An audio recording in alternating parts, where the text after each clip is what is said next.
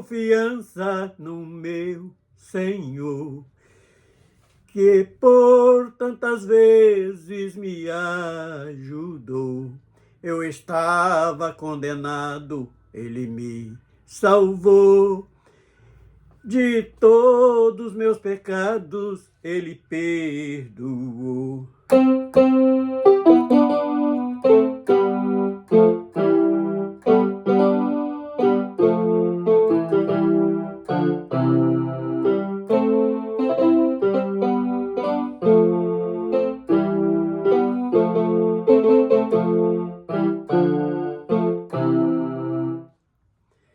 Eu expresso a alegria em meu ser.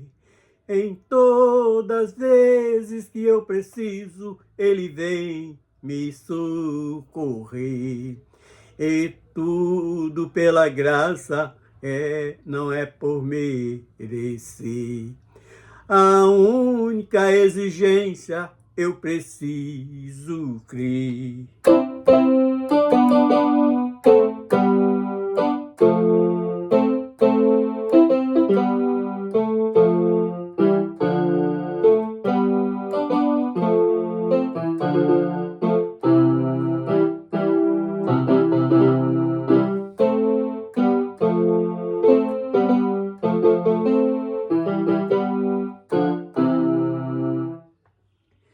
Eu tenho certeza que vou vencer. Já consegui dos meus pecados me arrepender. Em muitas batalhas consegui vencer. E hoje o Espírito Santo habita em meu ser.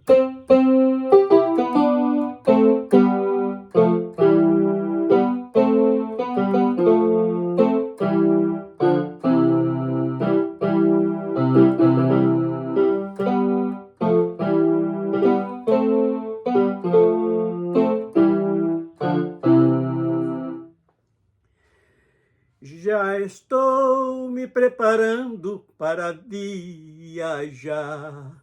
Não preciso de bagagem para levar. Estou esperando o sinal para embarcar. Ele virá até as nuvens para nos encontrar.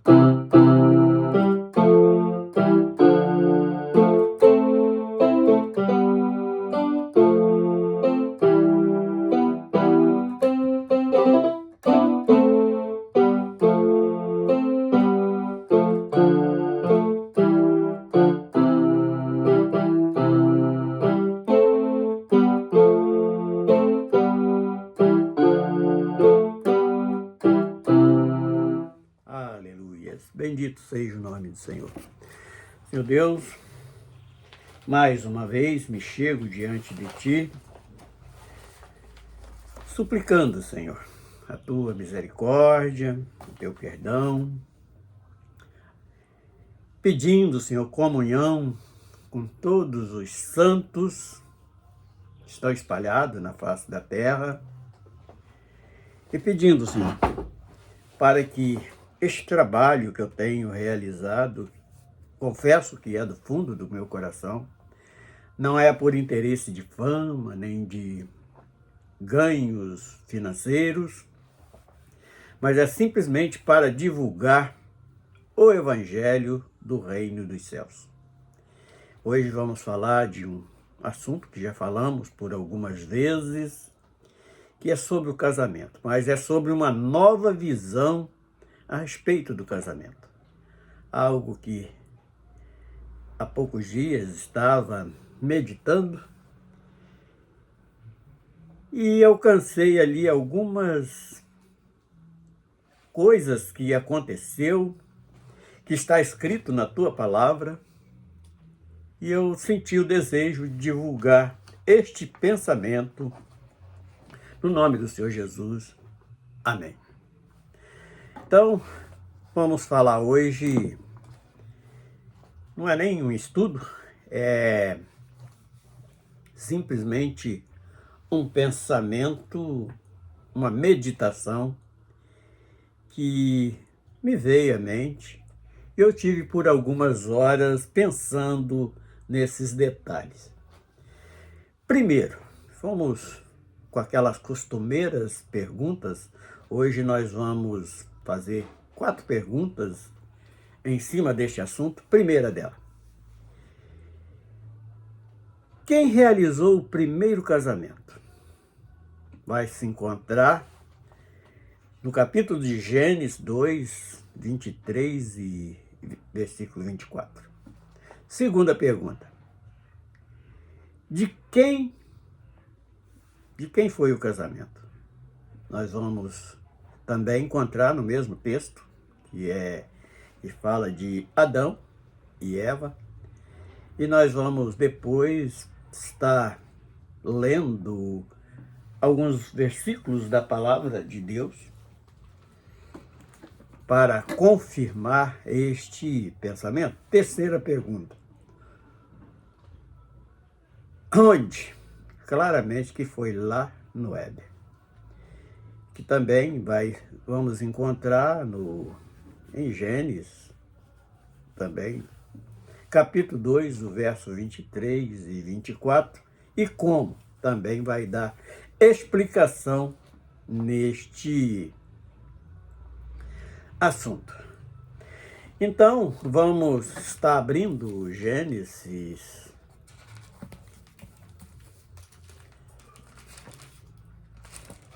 2. Vamos estar lendo o primeiro versículo, como se deu este evento. Nós já trouxemos até isto, já falamos sobre o versículo, mas para memorizar é bom que leiamos de novo.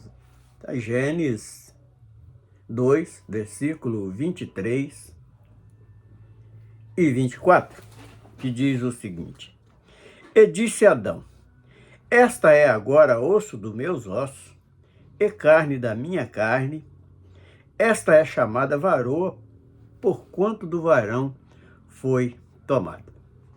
Nós vamos prestar bem atenção nesta leitura, nesta afirmação de Adão, porque tem algo de muito excelente para que nós possamos estar memorizando.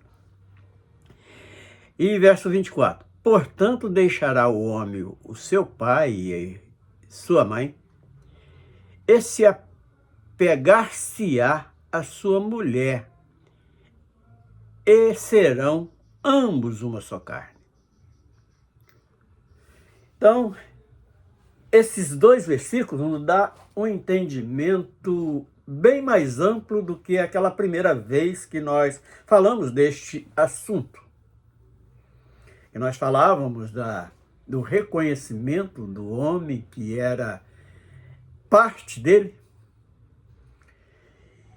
E a palavra, ela é bem clara para nos esclarecer a esse respeito.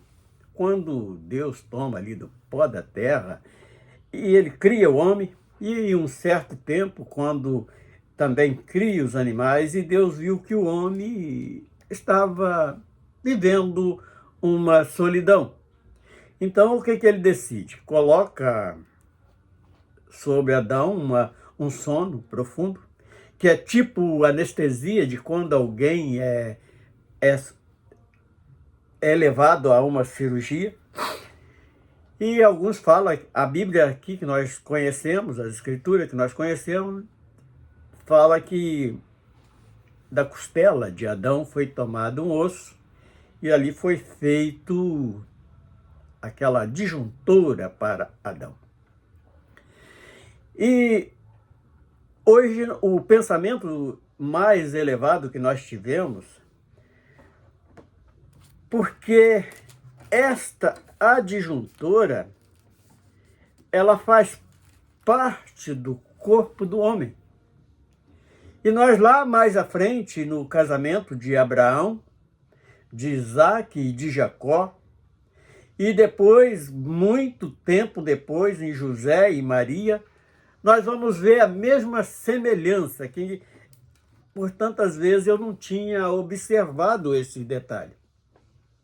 Então, por isso eu coloquei o título nesta palestra, Uma Nova Visão Espiritual do Casamento.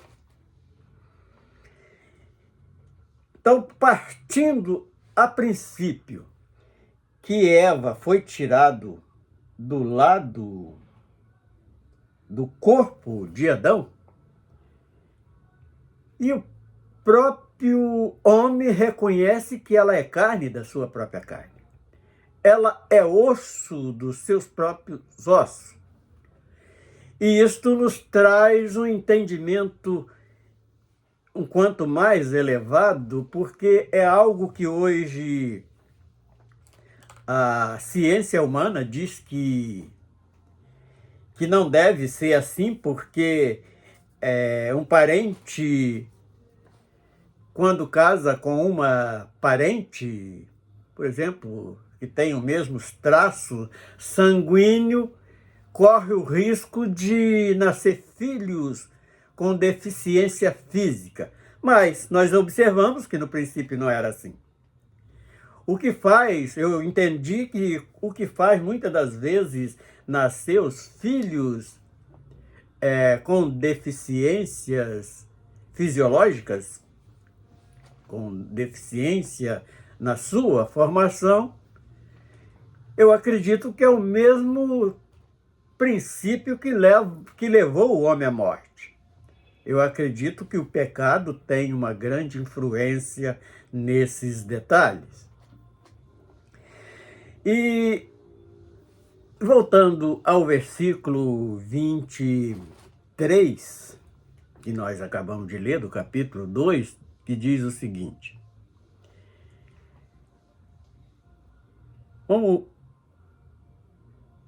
Vamos voltar ao 22, um versículo antes.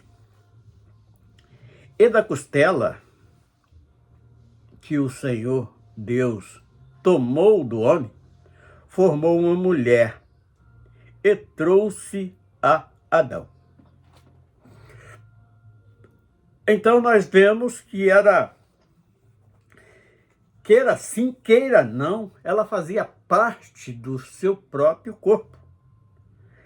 Então, partindo desse princípio, por que será que nós teríamos hoje coragem de pegar uma faca, um facão, um serrote, uma ferramenta qualquer e cortar uma parte do nosso corpo e lançar fora?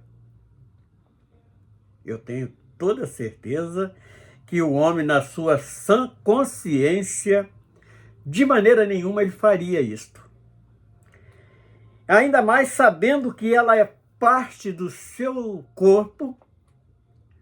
Por que tantos homens tratam as suas esposas tão mal e tantas mulheres tratam os seus esposos tão mal?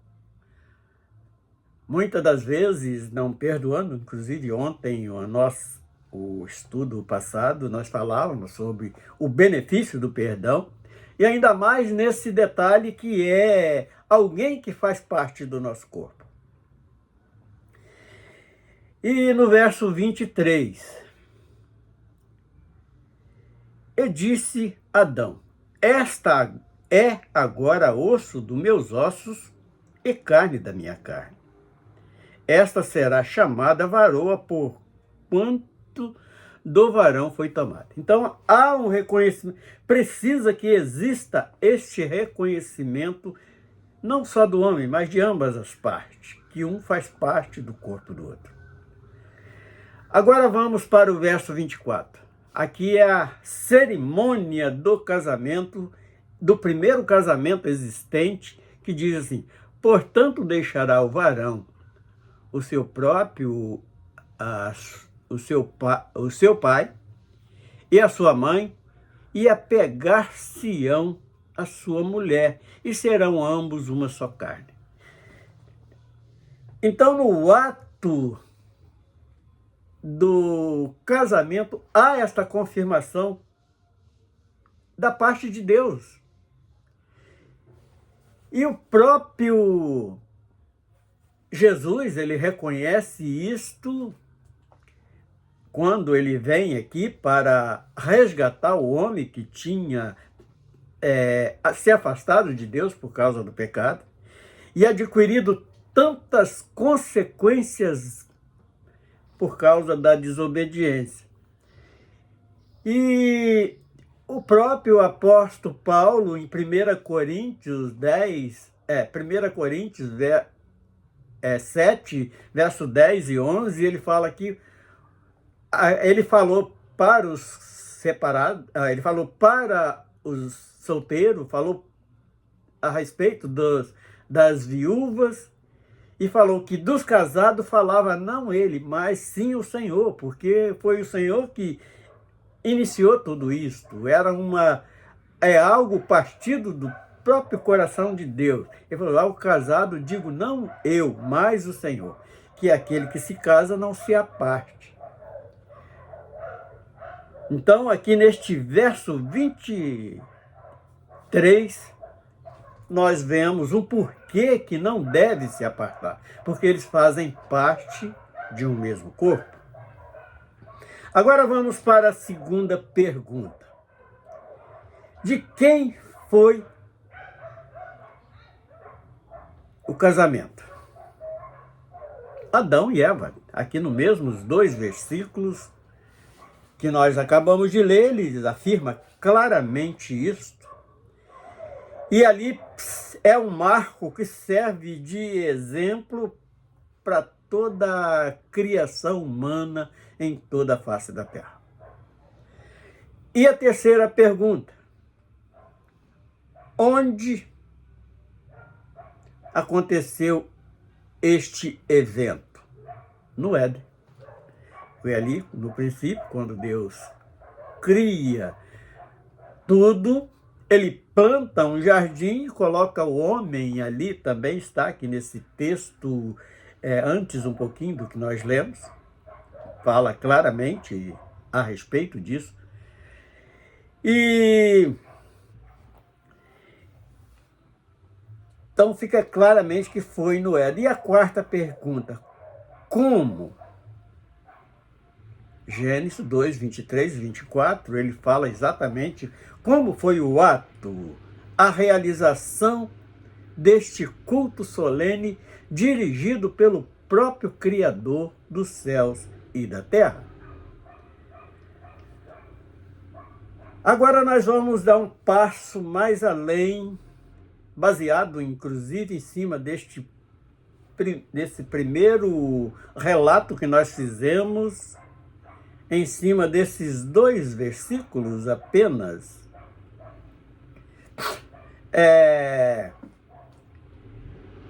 Vamos procurar o exemplo de Abraão.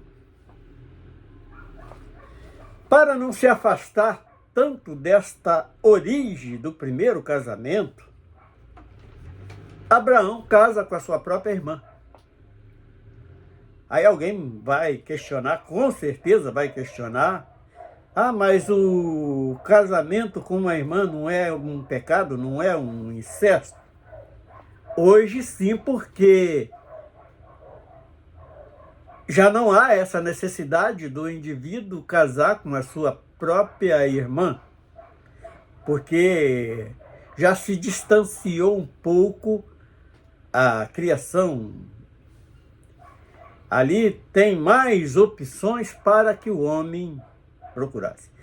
Mas eu acredito quando Adão, que tinha uma direção do próprio Espírito de Deus, ele quando casa ali com Sara, que no início Sarai,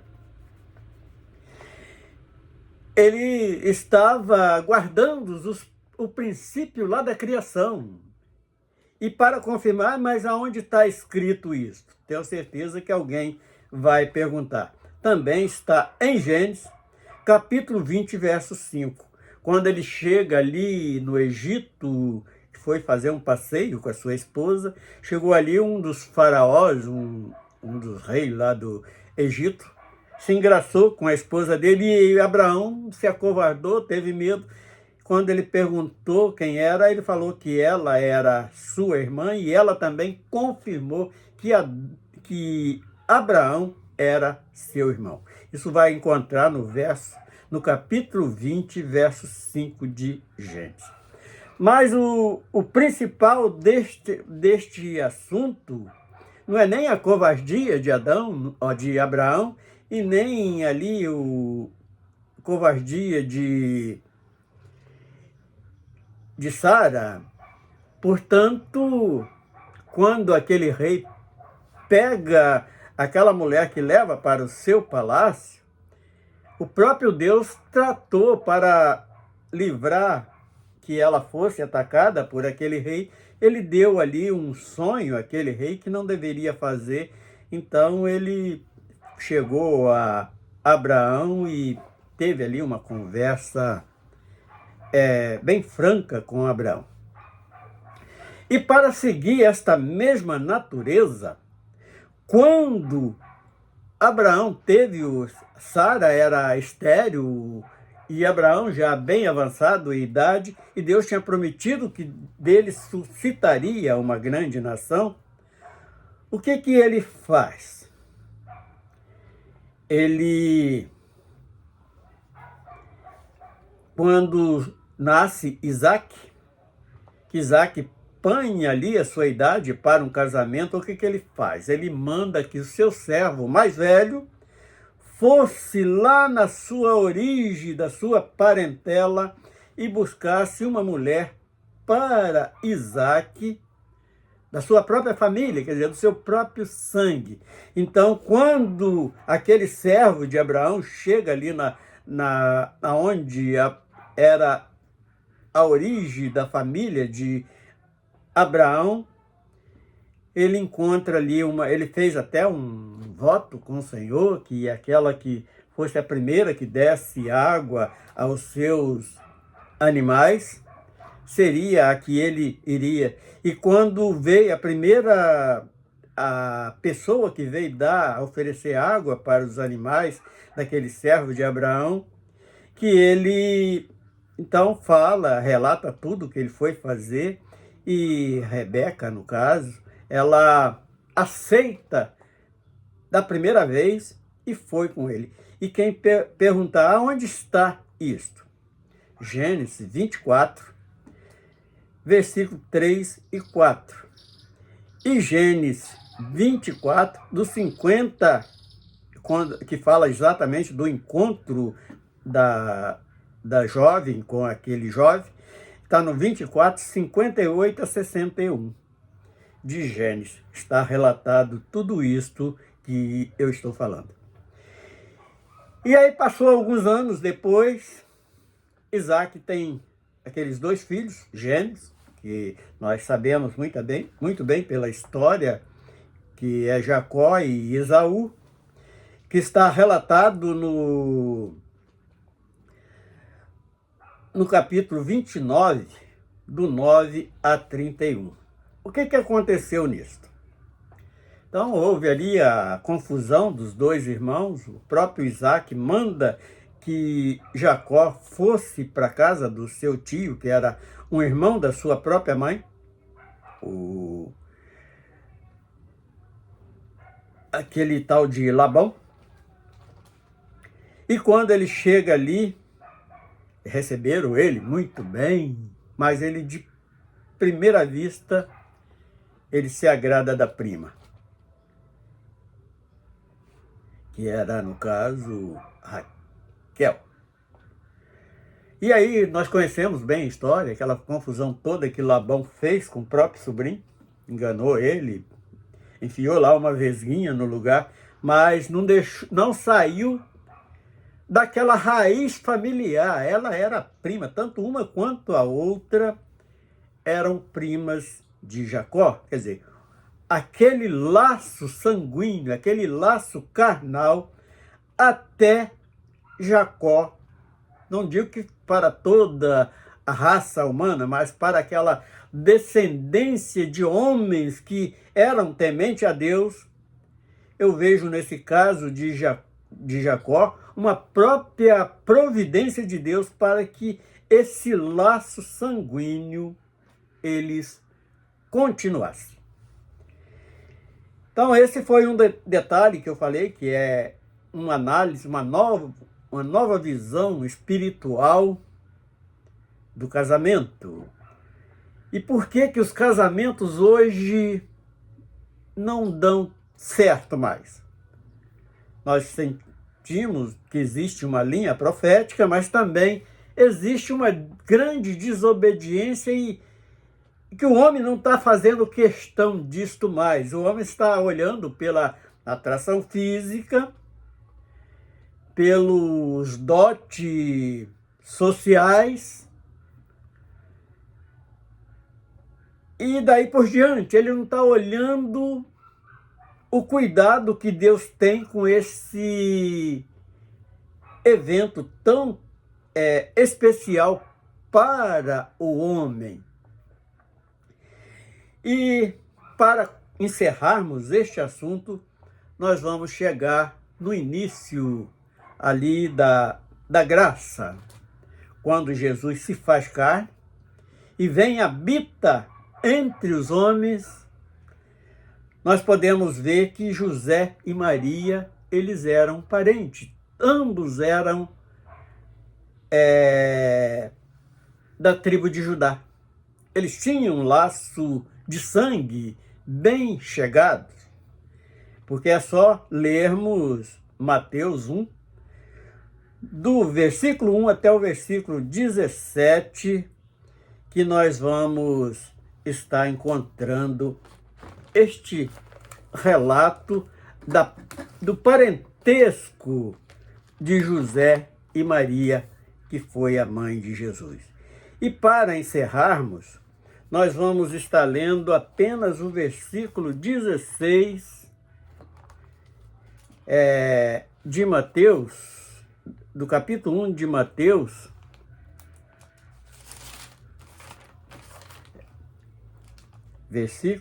capítulo 1, versículo 16, que diz o seguinte: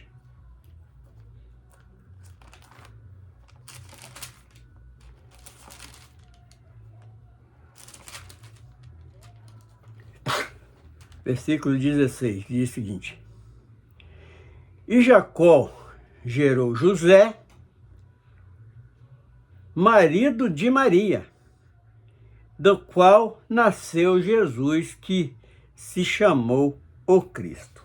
Então, só para confirmar o que nós falamos, é só ler o capítulo que vamos ver a genealogia.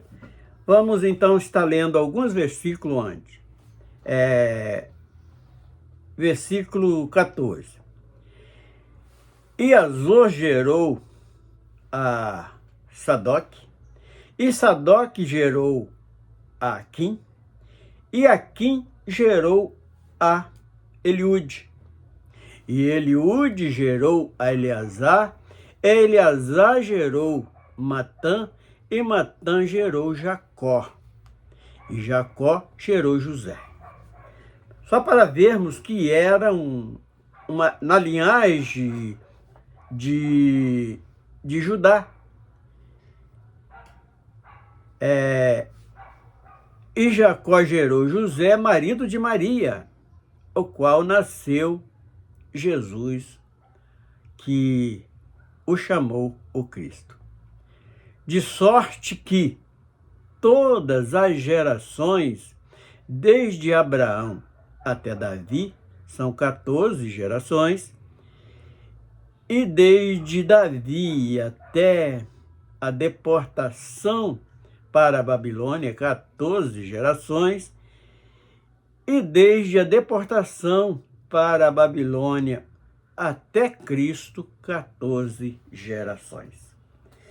Então vê que o próprio Deus teve esse cuidado de trazer ali o seu filho como carne neste mundo, tendo esta mesma linhagem sanguínea. Quer dizer, não foge tanto que nisto nós vemos que a ciência do homem não tem tanta razão quando diz que o primo com prima não pode casar, esse tipo de coisa. Eu acredito que até para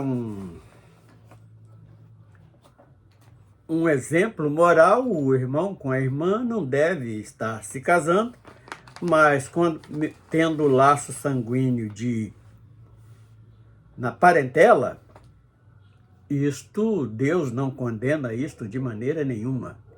E é um argumento a mais para ter uma ligação carnal mais amorosa, porque geralmente a parte do sangue, ele defende aquele que faz parte da sua própria corrente sanguínea. E com isto nós terminamos este pensamento, esta nova visão, e é uma visão espiritual, porque nós vemos que no povo de Deus existiu isto.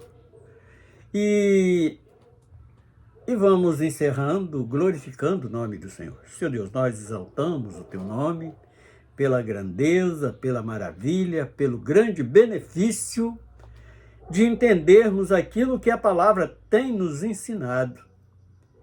Isto é motivo de exaltarmos o nome do nosso Deus, em nome do Senhor Jesus. Amém.